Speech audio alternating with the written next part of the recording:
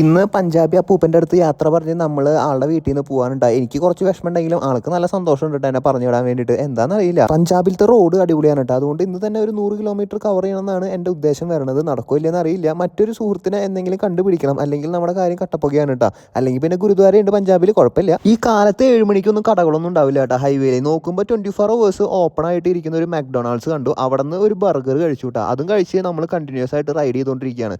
ഇവിടെ നിന്ന് നമുക്കൊരു 80 കിലോമീറ്ററിലും കവർ ചെയ്യണം എന്നാണ് നമ്മുടെ ഉദ്ദേശം വരുന്നത് കേട്ടോ. എൻ്റെ തൊണ്ടഭാഗ്യമാണോ അതോ ആരുടെയൊക്കെ പ്രാർത്ഥനയാണോ എന്ന് എനിക്കറിയില്ല കേട്ടോ. വഴിയിൽ പിടിച്ച് എന്നെ വീണ്ടും ഒരാൾ പിടിച്ച് നിർത്തിയിട്ടാ.